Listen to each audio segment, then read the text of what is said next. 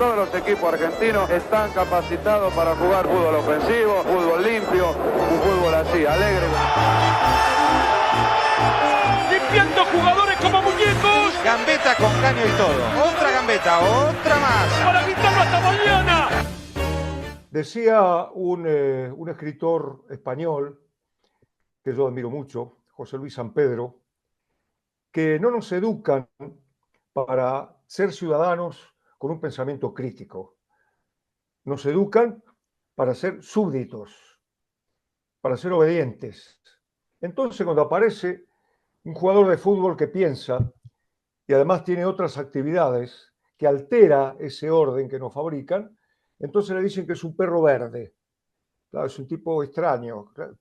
Es extraño porque precisamente nos educan para no ser extraños, para ser iguales y obedientes y súbditos, como decía. Por eso cuando aparece un jugador de fútbol como Kurt Lüttmann, llama la atención. Y hoy vamos a hablar con él. Así que, de muchas cosas, no solamente de fútbol, precisamente. Bueno, bienvenido y muchas gracias por estar con nosotros, Kurt. Bueno, muchas gracias. Para mí es un placer enorme. Yo creo que era un perro verde porque cuando quedaba abajo del arco y la tenía que empujar, la tiraba afuera. Entonces me parece que eso era una de mis características, de mi fuerte, de mi paso por el fútbol. Así que no, gracias en serio. Estar con gente que admiro y que me hizo bien, aunque no lo sepan. Escucharlos, saberlos parados de cierta manera. Los que andábamos queriendo pellizcar de alguna forma un poco de esperanza en momentos difíciles, eh, estamos tremendamente agradecidos. Así que gracias por esto y por este encuentro. Escúchame, yo también en las sociedades capitalistas donde vivimos nos encasillan.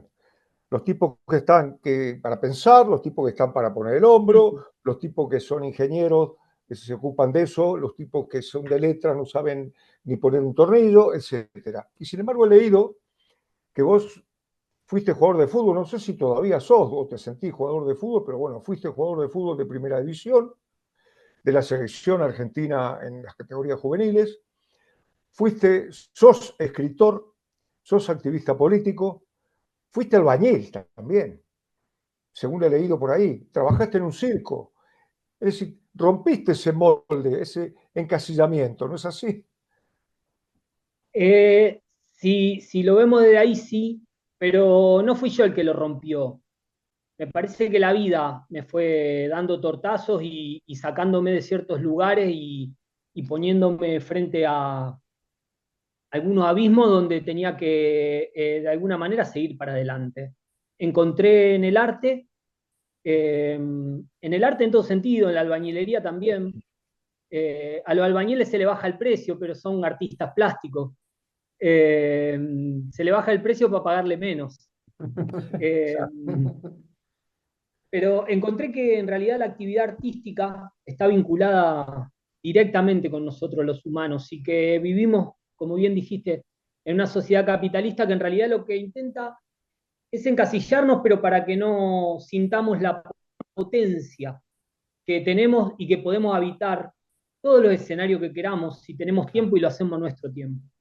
Entonces, la vida me enseñó de alguna manera que lo enseñó en mi cuerpo, conmigo, pero para que yo lo pueda ver en los otros, no siento que mi camino fue especial. Siento que pude comprobar que nosotros los humanos estamos diseñados para poder ser inmensos y también para poder convertirnos en una mierda, ¿no?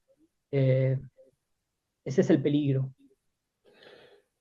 A mí me parece que nacer en Rosario, criarte en Rosario, que supongo que te criaste en Rosario, es muy difícil escapar del fútbol, porque Rosario es una ciudad prácticamente de fútbol. Ha dado tantos jugadores de fútbol en la historia del fútbol argentino y mundial, que es increíble, ¿no? Es decir, jugadores muy conocidos, muy famosos, y jugadores no tan conocidos como el Trinche Karlovic, que también jugaba al fútbol un fenómeno, según dicen. Entonces yo te pregunto, vamos a hablar un poquito de fútbol, te pregunto, ¿cómo empezaste en los potreros? ¿Cómo empezaste? ¿Cuándo fuiste a Newell's? Contá un poquito eso. Sí, yo en realidad es como decís, Rosario te atrapa y te pone un juego adelante. Casi siempre es el fútbol, sea en el colegio, sea en el barrio, sea donde sea. Y encima yo soy hijo de mi papá, que es el Chiche. El Chiche fue un técnico que nació en Newell y pasó por todo el proceso de formación, teniendo a su cargo a casi todos los futbolistas que llegaron a primera división y que hoy están jugando en otros lados o que dejaron de jugar, ¿no? Eh, entonces, al ser hijo de mi viejo, me parece que de alguna u otra manera el fútbol iba a ser mi lugar donde yo aprendiese todo, que era el juego donde yo iba a aprender todo. Yo tengo registro de ir con mi viejo en el auto y que mi viejo clave los frenos, se baje, se dé un abrazo con un tipo, se suba y me diga, este es técnico de Central, nos enfrentamos en 2 semanas. Y para mí era un flash, porque había toda una lectura muy distinta después hacia adentro del club sobre lo que debía ser Central y el vínculo con la gente central. Entonces yo tuve la suerte de tener a mi viejo un poco de traductor. De alguna manera, mirá, también el fútbol es esto y también puede ser esto, ojo. Eh, y bueno, y para mí, a mí me marcó. Yo entiendo que también te habrá impregnado el estilo, ¿no? Del fútbol rosarino, ¿no? El estilo que una vez contaba el flaco Menotti, que jugando en Boca se tiró a los pies de un rival y terminó el partido en Boca. Bueno, la gente lo aplaudió, fue figura. Y él fue a Rosario, compró una revista El Gráfico en ese momento, y era amigo del kiosquero, y el kiosquero no le daba bola. Y entonces le dice, flaco, ¿pero qué te pasa? Dice que no, dice, anda, dice, ahora vos también te tirás a los pies. O sea, que eso era una ofensa. Para el fútbol rosarino era una ofensa eso. Supongo que ese Es, estilo también te atrapó, ¿no? es cierto porque antes la tribuna de los 80, de Newell en este caso, porque yo iba a la cancha de Newell, cuando Newell jugaba mal y perdía, y el otro equipo realmente se imponía con un buen juego, la gente terminaba aplaudiendo al otro equipo. Y había un reconocimiento más allá de todo del buen juego que habían ido a desplegar, sea quien sea. Incluso cuando Newell jugaba bien y perdía, había un aplauso cerrado hacia los jugadores de Newell. Esa misma tribuna y ese mismo paladar, hoy siento que se ve atravesado de una cultura bien liberal, bien capitalista, que lo único que pide son los 3 puntos. Y como sea. Estoy hablando de una de las tribunas con un paladar delicado, ¿no? Newell ha tenido eso como tradición. Y hoy está atravesado siento que, bueno, que da cuenta que en el cuerpo de nuestra población ha hecho mella la cantidad de horas y horas y horas de gente pregonando el triunfo por encima de las formas, ¿no? Y bueno. Sí, sí. Fernando, Mauro. Sí, a propósito, Kurt, este bombardeo mediático, ¿no? De los medios de comunicación que sabemos que están llenos de tipos que de fútbol no saben nada y que además son, esta es una opinión mía, obviamente, son miserables, son frívolos, son groseros. Entonces, como seguramente los chicos, a pesar de todo, le creen más a los jugadores de fútbol que a estos monigotes, ¿cuál sería en este momento tan particular de la sociedad argentina y también en el fútbol argentino el mensaje o la sugerencia? ¿Cómo le llegarías vos a los chicos para que de alguna manera no le hagan caso a los que proclaman que hay que ganar de cualquier manera, de que el segundo no existe, de que perder es un fracaso? A los chicos y a los padres, que seguramente también van a escuchar el programa. ¿Cuál sería tu mensaje desde el punto de vista, sobre todo para el fútbol formativo, ¿no? Sí, yo hace un tiempo, hace 8 años, que comparto charlas sobre esto mismo, sobre esta disputa de sentido que se ve en el fútbol como escenario y quién cuenta o quién relata o quién impone de alguna manera o quién construye las formas que nuestras infancias van a habitar el día de mañana. Tenemos una prensa salvaje que opera en función de un fútbol descarnado y tiene un megáfono muy potente que hace que muchas veces las demás voces parezcan que se diluyen en el tiempo, ¿no? Entonces hay una desigualdad y ahí nos podríamos meter en en la necesidad de la ley de medios. Eh, pero yo creo que es un escenario en disputa y está bueno que así sea también. Y es un escenario en disputa, en una disputa abierta, que tiene que ver con la forma de crianza, que tiene que ver con poder entender que los futbolistas se van de alguna manera encapsulando en cierta información y empiezan a comer cierta información y cierta atmósfera que se mueve en la alta competencia, entonces ven eso como espejo. Por eso cada vez que interviene alguien de la alta competencia de un lugar más amoroso, nosotros generan nosotros un impacto como diciendo, bueno, ahí donde están los focos empezó a haber un lenguaje más amoroso. Pero por otro lado, creo que cada club hacia adentro es una trinchera, o por lo menos la experiencia que yo tengo es que a medida que se van dando crisis y van habiendo episodios de violencia donde los papás terminan todas las piñas porque el árbitro no cobró no sé qué cosa, hay como un asustarse y decir, che, esto así no está bueno. Entonces hay un movimiento que a mí me parece muy, muy hermoso, que es que aparece la humildad, incluso en la crianza. Che, yo como papá no me gusto. Yo he estado en presencia de testimonios que son realmente muy sinceros y de una valentía muy grande. Entonces yo siento que ahí es donde la prensa cae, porque aparece el afecto.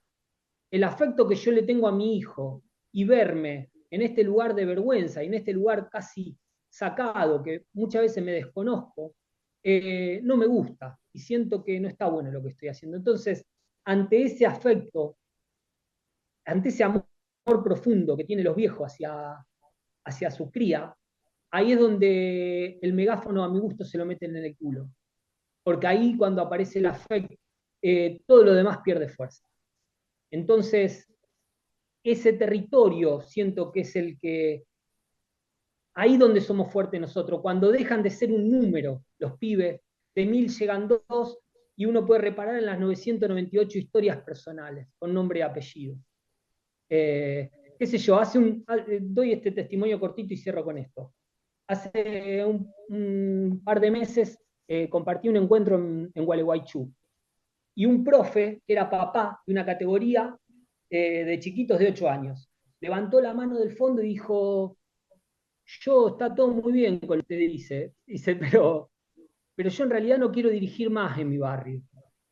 Yo le digo, bueno, ¿cuál es la diferencia de dirigir en tu barrio que dirigir en otro lugar, ¿no? Y él me dice, mire, yo le voy a contar algo, profe. Hace poco falleció el papá de uno de los chicos que yo dirijo. El pibe es un pibe, creo que tenía 12 años, 13 años. Dice, yo lo conocía al papá, era un tipo honesto, laburante. Yo a ese pibe toda mi vida lo puse de suplente, porque para mí es peor que otro. Ahora se me hace imposible ponerlo de suplente. Yo no quiero dirigir más esa categoría. Y me pareció de una puridad lo que estaba haciendo, y un amor al tipo que estaba parado en una línea bien competitiva, bien alta competencia, aún gestionando un equipo de infancia, le llegó el afecto, che, y le dio una trompada y lo dejó tambaleando. Ese movimiento es al que no llegan estos tipos que quieren hacer del mundo un lugar en guerra, ¿no? A esos lugares no pueden llegar. Yo creo que con la llegada de las sociedades anónimas, entrenadores como ese no van a tener lugar. No les importa a estos tipos la sensibilidad, no les interesa el humanismo. Decirle que si quiere seguir trabajando en el fútbol, entonces que él también se oponga a la llegada de las sociedades anónimas. Totalmente, totalmente. Me lo imagino él planteándole al grupo empresario que en realidad lo que pasó fue que el chico necesita hacer contenido. Sí. Sí, lo que pasa que en el capitalismo que vivimos, lo único que se respeta es la plata, lo único. Y en el caso del fútbol, el triunfo, nada más. todo lo demás no merece el respeto de la sociedad, del capitalismo, ¿no? Por eso no es difícil que un pibe que llegue a tener mucha plata y mucha fama se confunda y abandone su barrio y crea que pasa a formar parte de la burguesía. No es difícil entenderlo. Claro, es repudiable también, porque si vos ves a Agüero, por ejemplo, y lo voy a decir claramente, o al Dibu Martínez apoyando al gobierno de Milei, que es muy difícil apoyar al gobierno de Milei porque es un idiota cruel. Entonces, qué sé yo, combatir el idiotismo es muy difícil y la crueldad te atrapa, es decir, lo que vos decís, es decir, no podés sostener que un gobierno eh, reprima a palos a los jubilados, por ejemplo. Eso es muy difícil. Que no le alcance la plata a la gente para poder comer, que no pueda consumir carne. Eso es muy difícil. Ya no es una cuestión política.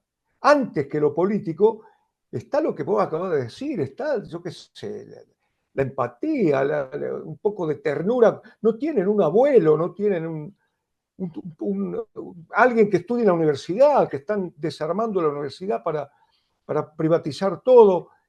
Entonces no es difícil, ya te digo, que un tipo se encuentre en la fama, con mucho dinero, y que crea que pertenece a la burguesía, cosa que es mentira. La burguesía nunca lo va a aceptar, lo va a utilizar en la medida que sea utilizable. Cuando deje de ser utilizable, otra vez va al rincón. Eso es lo que ocurre La otra vez también, ¿no? leí la nota que escribiste. Ahí me la pasó el Mauro y me pareció hermosa, precisa, coincido plenamente.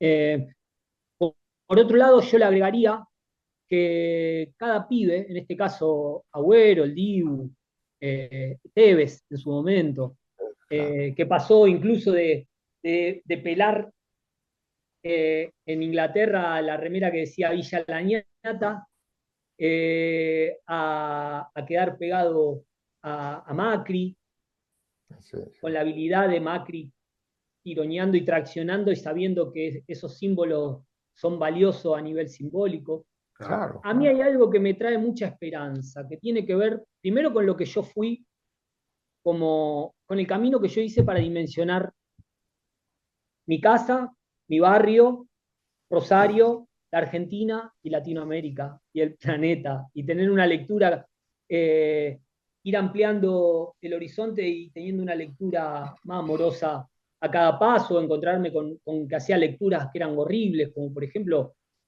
mi mirada era que la villa que queda acá 5 cuadras, acá para allá, como yo me crié en una clase media, había que erradicarla porque en realidad eran el peligro, me lo contaba la televisión, un programa que se llamaba De 12 a 14 acá en Rosario, que nos taladró la cabeza durante 30 años, criminalizando.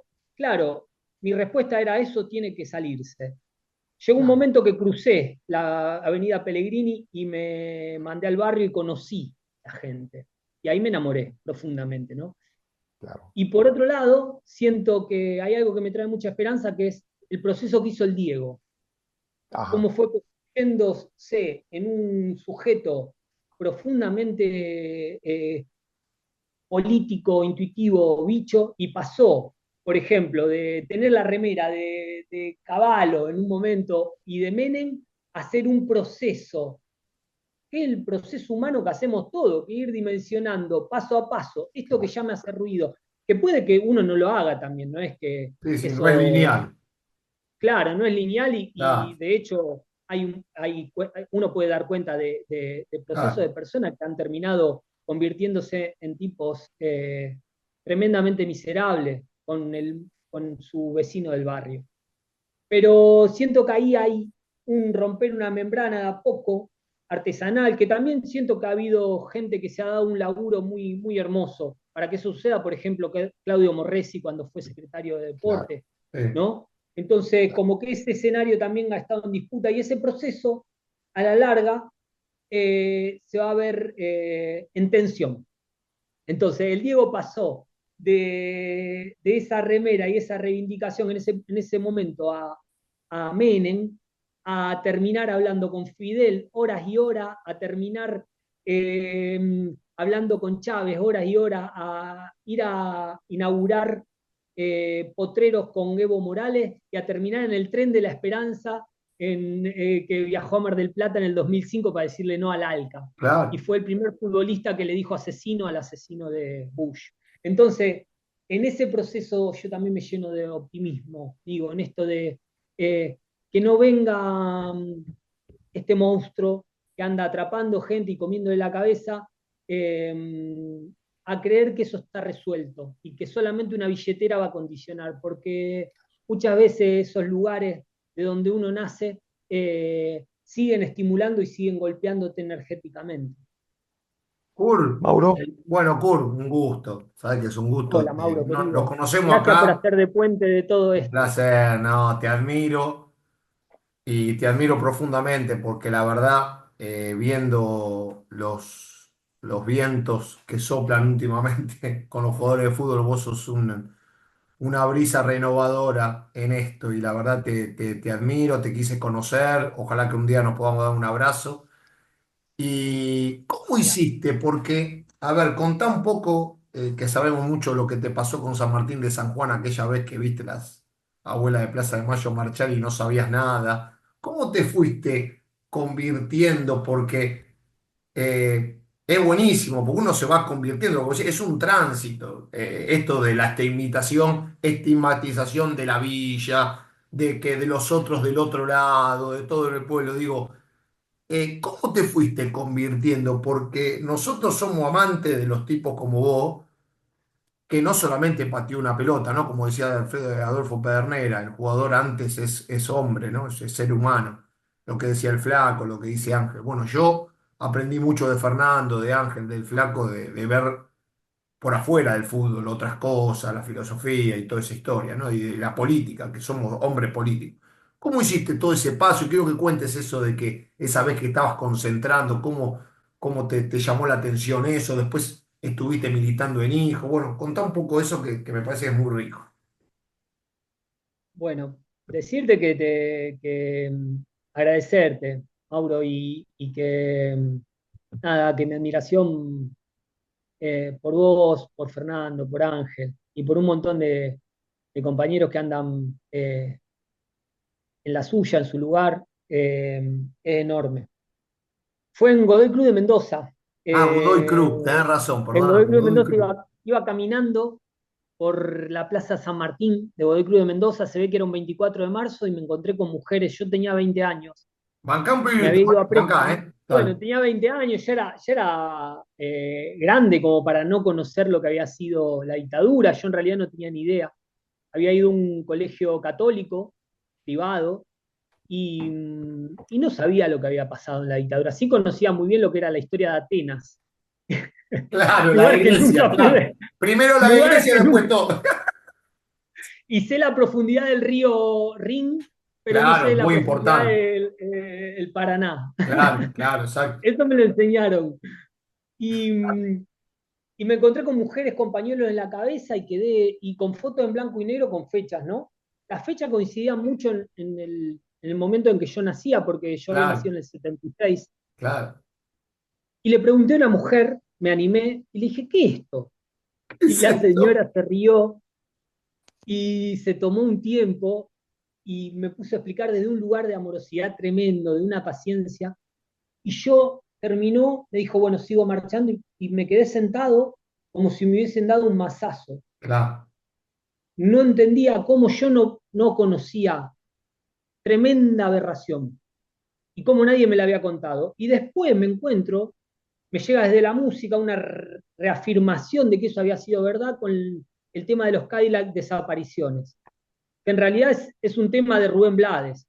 sí. O sea que después uno se da cuenta que en realidad era parte del plan Cóndor, porque esto mismo que había pasado acá y esa letra que había tomado los Cadillac, en realidad había nacido en un lugar de Latinoamérica, creo que Panamá. Claro, Eh, claro. Así que después uno empieza a leer a Galeano Ah, y se larga a llorar con las venas abiertas a América Latina y si no puede ser que sean tan hijos de puta, ¿cómo pueden meter pibitos en una mina y que los pibes se mueran a los 10 años de pulmón negro. ¿Quién puede ser tan hijo de puta? Y, y algo me empezó a mover, algo me empezó a mover. Ya no era un intelecto, Sí, sí. apareció algo que me empezó a mover y me llevó a conocer a los pibes de acá de Rosario, a los pibes de Hijos, y empecé a descubrir un universo que incluso fue casi simultáneo que yo estaba dejando de jugar. Había decidido dejar de jugar al fútbol, que fue en el 2000. Yo tenía 24 años y decidí que el fútbol de alta competencia ya no era para mí. Y no sabía muy bien por qué, más allá de que sentía, pero había algo en el cuerpo que me, que me pedía irme. Y ahí aparece Newell también. Newell tiene cosas maravillosas, pero por otro lado Newell es una de las escuelas de mayor rigurosidad en lo que fue formación, en lo que fue la búsqueda de la alta competencia. Entonces ese sistema nervioso, que después lo entendí haciendo algunas prácticas somáticas, como algunas danzas o algunas terapias, entendí que ese sistema nervioso, que toda la semana era evaluado, teniendo 11, 12, 13 años, 14 años, 15 años, 16 años, 17 años, y todos los fines de semana era evaluado y se tenía que sacar un 8, 9, un 10 para seguir estando dentro de la cancha. Llegó un momento que me empezó a hablar y me dijo, de acá nos vamos. Ya va a entender por qué, pero de acá nos vamos. Y para mí fue descubrir la albañilería, que fue mi primer laburo, que yo fui feliz, y el pibe que me enseñó, que era un hincha de Central, un compañero dijo, me miraba y me decía, vos sos un pelotudo, vos podrías estar jugando en Newell y te pones feliz cuando cargás el balde de arena, te voy a matar.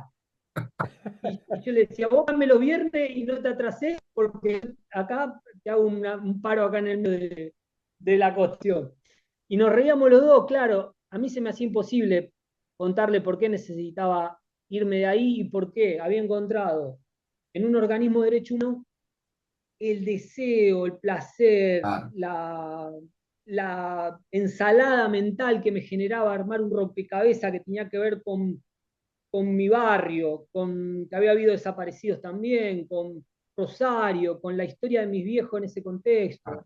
Entonces fue como, me se te estalló la cruzó cabeza, todo. Claro. se me cruzó todo. Y bueno, y ahí fue cuando dejé de extrañar el fútbol de alta competencia, realmente para empezar a habitar eh, y ser parte de una organización hermosa que fue Centro a la Olla, que, que fue una coordinación de fútbol en la villa, de muchas organizaciones en territorio, donde nos juntábamos a jugar con los pibes y las pibas, y era maravilloso. Y yo sentía que había recuperado la dignidad. Entonces, era imposible no estar ahí parado. Hay una anécdota que una vez le fuimos a pedir al Tona Arriola, que jugaba en Central. Amigo de Yo Fernando. me junté, él me conocía, nos habíamos enfrentado en un par de clásicos, Contá esa historia que es bonita. y ¿Me la a mí contás? me volvió loco, porque yo ya era lo que podía decir, ya militaba en un cuadro político, bla, bla, bla, bla. Y el Ton estaba jugando en Central, bien villero, bien de barrio. Le digo, mira, Tom, estamos en esta organización de fútbol en los barrios, no tengo mango, era 2000, 2001, todavía no había llegado el 2001, estaba todo por tallar, no había un mango. El Estado no era lo que fue después el Estado para muchos de nosotros, que fue alguien que alojó las necesidades, sino el Estado, de hecho, incluso era el que daba palos. Claro. Eh, y le digo, mira, son 500 pibes, y entre pibe y piba son 500. Nos juntamos a jugar, son 8 barrios. Si vos llegás a conseguir unas galletitas para una merienda, sería tremendo. Me dice, ¿pero por qué galletita? ¿Vos comés galletita cuando al mediodía? Le digo, no, Tom, le digo yo, porque en realidad, qué sé yo, si llegás a conseguir una hamburguesa para cada uno, te hacemos un monumento. Y él me dice, ¿pero por qué una hamburguesa sola? Vos comés una hamburguesa sola cuando te invitan a comer. Él siempre me corría por izquierda. Redoblaba. Claro, yo Redoblaba. le iba a plantear, él redoblaba la apuesta porque en realidad lo había pasado por el cuerpo. Me dice, ¿vos cómo se ve que no tuviste hambre nunca? ¿Cómo le va a dar galletita o una hamburguesa sola a esos pibes? Pasate mañana por casa, yo voy a estar concentrado, pero pedile ahí a mi compañera, te va a estar preparando 3 hamburguesas y 3 panes para cada pibe y para cada pibe. Y fue como, ¡fua! También, ¿viste? Fue encontrar a un tipo al que yo le iba a pedir una cosa porque en realidad las organizaciones, él me decía, no, no, no, flaco, acá los pibes tienen que comer hamburguesa, porque no hay nada más lindo que te inviten a comer que vos te puedas comer 3 hamburguesas, no una. Y me pareció algo hermoso. Qué lindo. Vos sabés que yo entiendo perfectamente aquellos jugadores que dicen que no sabían nada de lo que ocurría. Lo entiendo porque yo jugaba en un medio mucho menos comprometido, mucho menos enquilombado que jugar en el fútbol súper profesional. Jugaba en Olimpo y yo lo único que tenía en la cabeza era el fútbol. Hasta los 23, 24 años que yo dejé de jugar porque me rompí los ligamentos de la rodilla y qué sé yo, recién empecé a ir a la universidad porque aunque yo sentía la injusticia en mi barrio, en mi familia, no sabía por qué. Entonces fui a la universidad para saber por qué, para entender. Bueno, hasta ese momento que yo empecé a juntarme con otra gente y después empecé a militar, tampoco sabía nada. Y cuando yo estaba en Huracán y nos invitaron a la ESMA, los muchachos de Huracán realmente no sabían nada. Fueron tres, los 3 capitanes, y después hablaban conmigo y decían, mirá lo que pasó, nosotros no sabíamos nada. Efectivamente no sabían nada. Claro, eso hace todo lo posible la sociedad para ocultarlo, para no despertarte ante semejante cosa. Y bueno, y la gente que tiene otra cosa en la cabeza, el fútbol nada más, evidentemente no lo sabe. Bueno, y los jugadores del 78, que yo hablé con muchos de ellos, tampoco sabían nada. René, Villa, Ardiles, te digo gente que... no sabían. Sabían más o menos de lo que era una dictadura, porque, claro, la gente que tenemos muchos años hemos pasado muchas dictaduras, pero semejante cosa nunca. Claro, y ellos tampoco lo sabían, ¿no? Entonces, bueno, es bueno que se siga alentando eso, porque la memoria significa nuestra identidad. Entonces no hay que ocultar lo que ocurre, ¿no? Vos fíjate en España. En España todavía no sale lo que fue el franquismo. Todavía, ¿eh? Hace yo que sé cuántos años. Todavía es intocable el tema ese. Bueno, eso yo creo que es muy necesario, ¿no? Bueno, no, yo quería contar una historia bueno, que fue cierta y que a mí me inspiró mucho, que es la historia de Mauro Amato, un chico que jugaba en La Plata, que yo lo conocí en Huracán de Corrientes, tuve el gusto, y, y para mí él tenía la capacidad de poder hacer el gol cuando quisiera. Casi siempre, cada vez que le pegaban mucho, se enojaba y sacaba un plus. Era un tipo muy delicado para jugar un enganche y media punta y punta, jugaba de cualquier cosa, y nos hacía hacer goles a nosotros. Pero él tenía la particularidad de resolver, cuando la cosa se ponía muy fulera, lo resolvía él. Era como que se enojaba y los cocinaba. Él viaja, nosotros compartimos equipo en Huracán de Corrientes en el 98, fuimos parte de una huelga porque no se le pagaba a los pibes de Corrientes, sí a nosotros que éramos de afuera, cobramos el primer mes, y le pagaron a todo el primer mes y dijimos, bueno, llegamos al lugar indicado. Y después los pibes de Corrientes nos cuentan que a ellos le debían 6 meses. Entonces fue una locura. Era la corriente de Romero Feris y los hijos de Romero Feris. Oh, Bravísimo. Y ahí nos hicimos amigos con Mauro. Y él se va a jugar a Atlético de Tucumán. Cuando Antonio Domingo Bussi era gobernador. claro. Antonio Domingo Bussi, para quien no lo conoció, fue el militar que estuvo a cargo del tercer cuerpo de ejército de toda la zona de lo que era Tucumán, Córdoba. Y, y bueno, y fue un tipo que estaba denunciado por un montón de crímenes de lesa humanidad. Mauro llega, se da cuenta de eso y ve que en realidad había una falta de información en el pueblo tucumano que era tremenda. De hecho, las marchas la fecha, los 24 de marzo en Tucumán, era muy poco concurrida, porque aparte había un miedo real. El tipo había sido gobernador y había sido elegido de nuevo. Claro, en la democracia, claro. Claro, Democracia, claro, claro. democracia. Pero incluso fue elegido en democracia porque en realidad no fue a juicio. Porque Claro, si hubiese estado en el mundo del derecho, ese tipo no hubiese podido presentarse porque hubiese tenido condena a 100 años. Pero bueno, en esos vericuetos legales, este tipo era el gobernador de la provincia. Y Mauro esperó un partido a la noche. Yo hice un texto sobre eso porque me estalló la cabeza cuando vi la foto de Mauro eh, poniéndose después de un gol contra San Martín de San Juan fue. Yo hice una crónica en función de eso, donde él, a mi gusto, esperó ese partido, esperó esa televisación, hizo el gol a propósito, fue al costado y mostró 4 pañuelos de las madres de Plaza de Mayo con la inscripción Aguanten las madres, en la Tucumán de Bussi. Cuentan, yo tengo gente amiga por ahí, que el diario La Gaceta, que era el diario oficial, eh, se armó un quilombo bárbaro adentro entre los laburantes porque había quienes decían que había que poner esa foto en tapa y los que venían más de la línea editorial que no querían claro, saber nada. Entonces dice que hasta piña volaron. O sea que ese gol, ese suceso, empezó a resquebrajar de alguna manera Claro. algo en la claro, sociedad tucumana. De hecho, claro, a la marcha siguiente, ya el volumen de gente que participó, si bien no era abismal, había crecido. claro. Y ahí aparece esto de nuevo que arrancamos con este sentido y esto que ven ustedes trabajando hace un montón de encuentros.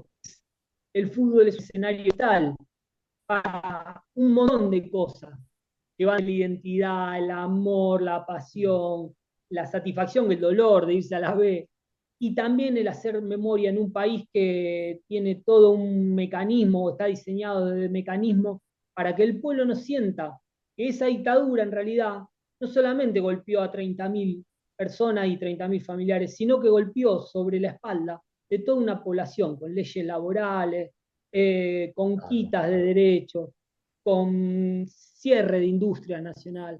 Entonces yo creo que el mérito más grande que han tenido estos monstruos es que han hecho de una dictadura algo ajeno a aquel que la padeció, Claro. incluso de manera bien concreta, que es en sus derechos. Entonces, bueno, ese gol yo creo que para mí, por lo menos, fue inaugural. Cuando yo veo esa foto y después pude hablar con Mauro y me dice, me están amenazando, me parece que hice un quilombo bárbaro y se tuvo que ir ahí. A él lo termina zafando el hincha de Atlético Tucumán, que lo abrazaba por las calles y lo levantaba y lo tiraba para arriba, y él se convirtió en uno de los máximos ídolos de Atlético Tucumán. O sea que el fútbol no solamente hizo de testimonio, hizo de casi de imprenta, como decía Rodolfo Walsh, eso que él plasmó ahí con un gol, sino que también le hizo de salvavidas. La misma gente se encargó de cuidarlo y creo que no lo tocaron en el 99 porque él era el Mauro de la gente. Sí, Entonces, sí, claro. bueno, eso. ¿Y cuándo lo hiciste vos con respecto al partido ese de reserva en Newell? Yo lo hice un año después y no tuvo el impacto. Realmente, como hubo gente que me dijo, incluso, como yo no hacía goles, me cargaba mi amigo y me decía que yo esa remera que decía Cárcel a Videla la tenía hacía como 3 años puesta y que como no había podido hacer un gol nunca, nunca la había podido mostrar. Eh, entonces mi amigo me cargaba. Pero la foto Yo le hice un está, año después. ¿Eh? la foto está, ¿eh? La foto está y para mí fue realmente, eh, qué sé yo, fue un gesto que tuve incluso conmigo mismo, hacia adentro. Eh, un festejo interno casi. Y estuvo bueno. Es la tuya, Sí, sí. Angelito, en Berna con la bandera. Ah, Ni el sí, sí. asesino, ¿no? Sí, sí, pero yo acompañé ahí no me quiero poner ningún mérito porque yo fui en realidad a ese partido para ver a Maradona, jugaba Argentina con Holanda en el 79, la revancha, y yo fui a ver a Maradona. Y fui, como no tenía plata, fui a la casa de unos amigos que eran, bueno, amigos no, de unos compañeros militantes que estaban ahí. Y cuando llego a la casa, ellos habían hecho esa bandera y iban a la cancha. Y yo los acompañé. Y pusieron la bandera y qué sé yo, pero después me lo atribuyeron a mí y lo he desmentido 40 veces, pero hay cosas que no, por más que uno la desmienta, no hay forma. El mito. Claro, yo lo desmiento porque me da vergüenza. Yo no sé, esos compañeros no lo vi más, pero por ahí el tipo está escuchando y dice, mira, lo que se viene a atribuir lo hicimos nosotros. Pero bueno, no importa. Lo que sí que también eso sirvió para ver cómo la televisión lo tapó. Porque lo pusieron atrás de un arco. Porque atrás de un arco era imposible evitarlo. Y sin embargo la televisión en Argentina lo tapó con una publicidad de Lelutiers, que yo me enteré mucho después, ¿no? No sabía lo que había ocurrido. Bueno, eso sí, pero esas acciones de gente que tiene repercusión, porque el gol tuyo, Kurt, yo no sabía que lo habías hecho en reserva. Si lo llegas a hacer en un clásico, tiene muchísima repercusión, mucho más. Porque claro, pero ahí en reserva quedó ahí, ¿viste? Pero cuando uno hace un gesto de esa naturaleza y que tiene mucha repercusión, claro que sirve muchísimo. Sirve también, por ejemplo, vos fíjate que hablando de la dictadura militar, es la dictadura cívico-militar. Eso fue una tarea de grandes empresas, de economistas argentinos y norteamericanos, que presentaron un proyecto que además ya venía de Estados Unidos arrastrando con todo Latinoamérica o todo Sudamérica. Golpes en Brasil, en Chile, en Argentina, en Uruguay, y para aplicar el plan económico eso, como denunció Rodolfo Walsh en esa carta, ¿no? Eso era un plan económico para hambre. Entonces, claro, necesitaban a los militares para aterrorizar a la gente y que no hubiera ninguna rebelión contra eso, ¿no? Perdón, Eso fue cívico, militar y como dijo una vez un 24, religioso, eclesiástico. eclesiástico, sí. Efectivamente, yo estuve con algunos compañeros que había curas en las torturas, diciéndole, aconsejándolo a los militantes, bueno, muchachos, confiesen, porque si no, increíble, sí, sí, por supuesto. Y además, ideológicamente también, ¿no? Ideológicamente, la Iglesia Católica en realidad, en Chile no tanto, pero en Argentina y en España ha sido cómplice absolutamente de la dictadura, cómplice directo de la Iglesia oficial, porque hubo curas del tercer Incluso, mundo, hubo obispos claro, muy comprometidos, claro. ¿no? Incluso ha negado eso, ha negado a sus propios Sí, hijos, Claro. que era Angelelli, Mujica, claro, acá el exactamente. padre Joaquín, Montaldo, Aloy, Jorge Aloy, Sí, sí. tipos que han hecho otra interpretación ¿no? De la del religión. catolicismo Eso es, y de la religión, ¿no? Han hecho otro camino y han elegido otras formas. exactamente. No, bueno, yo sí, son cosas estas de que el fútbol está sirviendo precisamente para eso, ¿no? Para seguir estupidizando, para seguir frivolizando.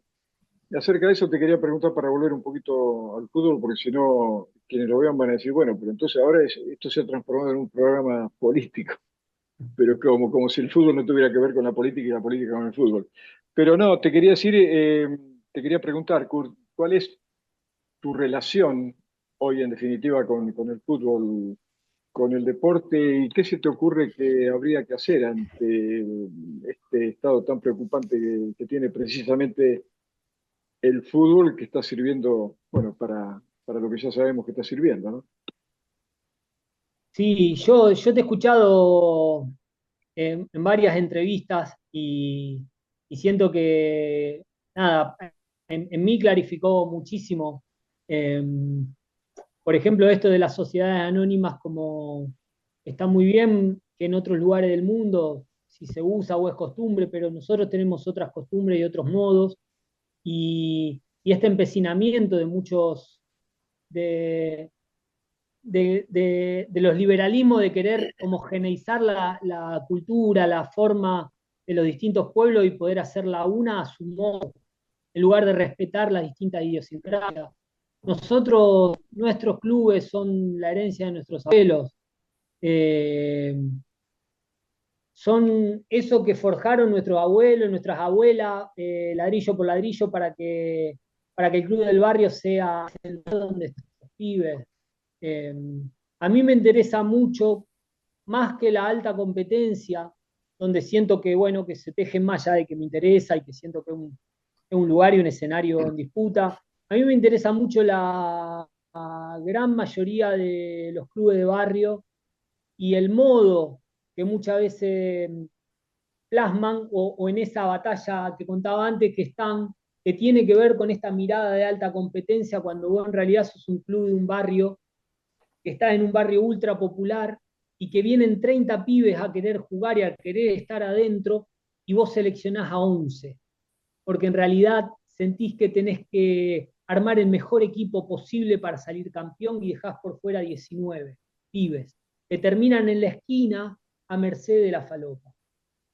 Entonces, hay un mecanismo ultraliberal que lo fuimos haciendo propio, y me incluyo, que tiene que ver con una cuestión cultural, con paradigmas culturales donde pareciera que el fútbol o el deporte amateur tiene que convertirse en una escuela del deporte de alta competencia y tiene que ser ya como si fuera una carrera. Entonces, la mirada de que ese lugar deportivo, sea el deporte que sea, sirva para alojar a esos pibes. Man, yo vengo de Rosario, estoy en Rosario y estoy en Santa Fe. Una de la provincia, si no, más acechada por el narcotráfico. Cada pibe que no está cuidado adentro está afuera. Ah, Entonces, desde una necesidad particular de cada barrio, de cada familia, el deporte tiene que constituirse en algo muy distinto a lo que es River, en la búsqueda de River, Boca, Newell, a nivel estructura de alta competencia. Porque la necesidad es otra. Y la necesidad de nuestro fútbol, que es otro fútbol, que es el fútbol que juegan los pibes y las pibas, o el deporte que habitan los pibes y las pibas de nuestro barrio, tiene que ser otra porque en contexto es otro. Argentina no es Suiza. ah, Argentina es Argentina y Argentina está deteriorada. Y lo primero que tenemos que hacer es salvar a los pichones. Entonces, ahí es donde siento que, o por lo menos a mí me interesa de manera urgente dar una batalla simbólica que tiene que ser, bueno, ¿qué modo utilizamos? ¿Qué estamos persiguiendo cuando competimos? ¿Y de qué manera vamos a hacer para alojar a la mayor cantidad de pibe y piba desde otros paradigmas del saber y de conocimiento? Leemos el fútbol como leemos la alta competencia. Y yo veo jugar 10 pibes y digo, dame estos 3. Porque en mi cabeza, como soy bicho de fútbol, tampoco puedo ver otra forma de habitar la cancha que no sean desde lo técnico. Y cada pibe y cada piba es un cofre, como un cofre de un tesoro lleno de formas nuevas. Si no le podemos dar lugar a eso nuevo y dejar que ese deporte o ese fútbol o ese vóley se juegue a la manera de los pibes y que empiecen a llevarnos por lugares distintos al que nos educaron que había que ir, vamos a dejar a un tendal a la gran mayoría de los pibes y pibas por fuera del deporte, cuando hoy tiene que ser el escenario vital que los aloja. Vos sabés, Kurt, qué bueno. que perdonad, yo voy a hablar de mi experiencia como entrenador en el alto nivel. Y yo en la mayoría de los clubes, bueno, Fatiga Russo también, conmigo sobre todo, que en ese sentido fue algo admirable, admirado por mí, creamos una pequeña sociedad al margen de lo que significa la sociedad. En Huracán, en Racing, en otros equipos, ¿no? Entonces, todos trabajamos o estábamos en lo colectivo. Los que jugaban habitualmente, los que no jugaban, los que jugaban de vez en cuando, el cuerpo técnico, todos formamos algo diferente, algo con otros valores, con valores diferentes a la sociedad, ¿no? Que te hace individualista, que no te importa un carajo, lo único que querés es zafar y llegar arriba, bueno, todos juntos. Y cada vez que lo lograba, en algunos lugares no lo pude lograr, cuando no lo pude lograr me fue mal, inclusive deportivamente. Claro. Cuando lo pude lograr me fue bien. Fue notable eso, es notable. Lo he logrado, por ejemplo, que todavía me recuerdan, con la Universitario de Lima, donde, me hiciste acordar también, nos pagaron el primer mes y nunca más. Y no apareció nunca, de verdad, no apareció nadie más. Universitario es un equipo que lleva 30.000 personas y más a todos los partidos. En Lima es impresionante, ¿no? Es como Boca o River. Bueno, ¿qué hicimos? Nos juntamos y dijimos, ¿qué hacemos? ¿Nos vamos o jugamos? Vamos a decidirlo entre todos. Jugamos. Bueno, muy bien. Si jugamos hay que entrenar como si cobráramos $1.000.000 por mes. De acuerdo, listo. Y lo logramos.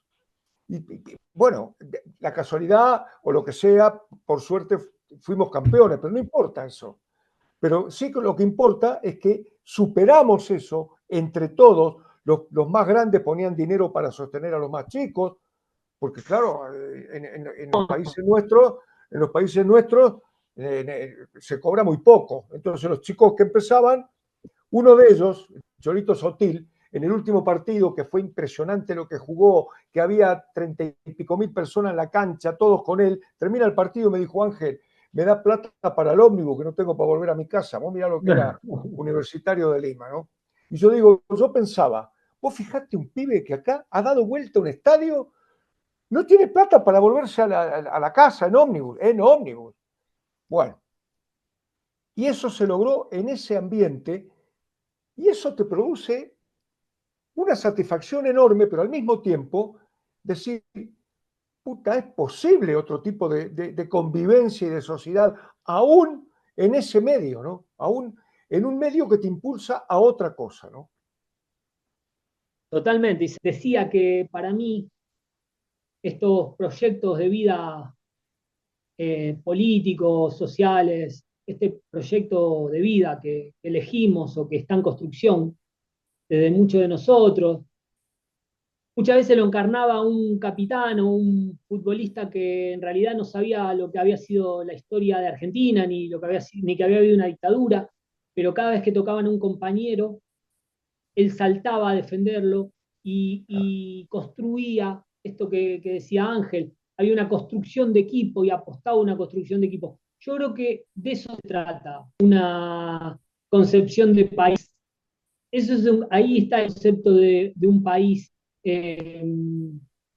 más amable, más justo, más solidario. Voy a agregar una cosa sola, A ver. que eso también demuestra que se puede y se debe ser libre en función del colectivo. La libertad no es una cuestión individual, es una cuestión colectiva. Claro. Entonces, efectivamente, el jugador, vamos a hacer de ese Huracán, improvisaba y hacía cosas que no han sido preparadas, porque tenía la libertad de hacerla, pero con el respaldo colectivo, no era por su cuenta. Entonces, ese te daba también otro concepto de libertad, ¿no? Porque te dicen, viste, en la sociedad capitalista te dice, la libertad de cada uno termina donde empieza la libertad del otro, como si el otro limitara tu libertad.